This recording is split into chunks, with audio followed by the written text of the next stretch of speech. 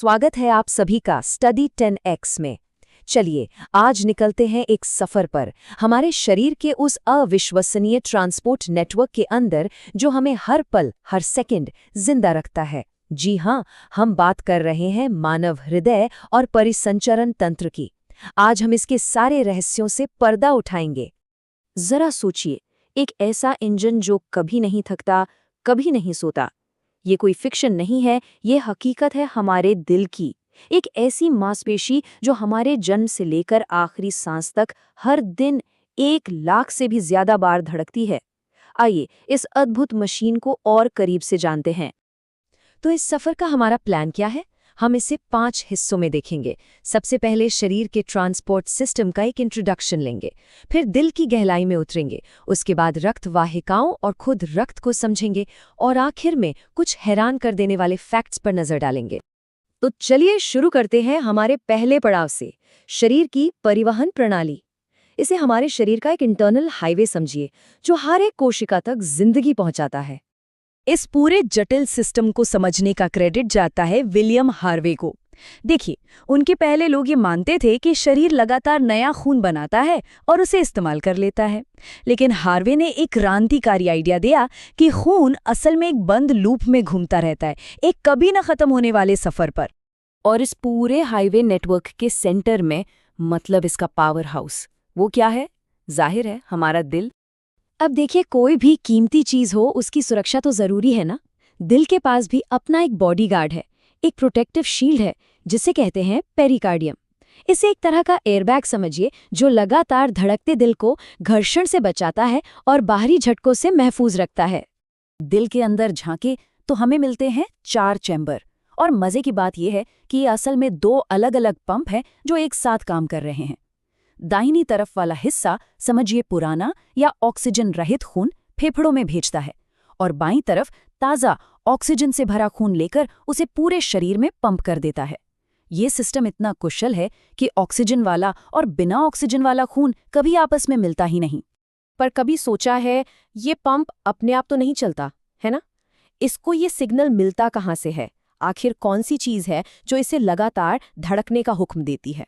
इसका जवाब दिल के अंदर ही छिपा है। इसका नाम है साइनो-एट्रियल नोड, या शॉर्ट में कहें तो ऐसे नोड। ये कोशिकाओं का एक छोटा सा गुच्छा है जो शरीर के नेचुरल पेसमेकर की तरह काम करता है। यही है वो जीवन की चिंगारी जो हर एक धड़कन को शुरू करने के लिए एक हल्का सा इलेक्ट्रिक करंट पैदा करती है। ठीक है, तो दिल अपना काम कर रहा है, ब्लड पंप हो रहा है, पर यह ब्लड जाता कहाँ है? ये एंटर करता है एक जबरदस्त नेटवर्क में जो शरीर की हर कोशिका तक पहुंचता है, हमारी रक्त वाहिकाओं में। इस नेटवर्क को ऐसे समझिए जैसे सड़कों का जाल हो। इसमें 2 मेन तरह की सड़कें हैं। एक है धमनियां यानी आर्टरीज। ये हाई प्रेशर वाले हाईवे हैं जो ऑक्सीजन वाला खून दिल से दूर ले जाते हैं, इसीलिए इनकी दीवारें मोटी और मजबूत होती हैं। दूसरी हैं नसें यानी वेन्स। ये कम दबाव वाली वापसी सड़कें हैं।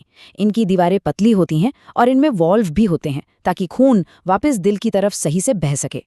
और फिर आती हैं सबसे तंग गलियां, केशिकाएं या कैपिलरीज। ये इतनी पतली होती हैं कि खून की कोशिकाएं इनमें से एक एक करके गुजरती हैं। और असली काम तो यही होता है। ऑक्सीजन और पोषक तत्व कोशिकाओं को दिए जाते हैं और कचरा उनसे वापस ले लिया जाता है। लेकिन साइंस में हमेशा कुछ न कुछ एक्सेप्शन तो होता ही है, और यहाँ एक बहुत बड़ा अपवाद है, पल्मोनरी सर्कुलेशन। पल्मोनरी आर्टरी इकलौती ऐसी आर्टरी है जो ऑक्सीजन रहित खून ले जाती है दिल से फेफड़ों तक, और पल्मोनरी वेन इकलौती ऐसी वेन है जो ऑक्सीजन से भरा खून लाती है फेफड़ों से वापस दिल तक। ये दिखाता है कि हमारा सिस्टम कितना सटीक और सोच समझकर बनाया गया है। तो हमने पंप समझ लिया, पाइपलाइन भी देख ली। अब बात करते हैं उस लिक्विड की जो इनमें बहता है, यानी हमारे खून की, जिसे जीवन की नदी भी कहते हैं। तो ये कीमती लिक्विड बनता कहाँ है? ये बनता है हमारी हड्डियों के अंदर छिपी एक फैक्ट्री में, जिसे कहते हैं बोन मैरो।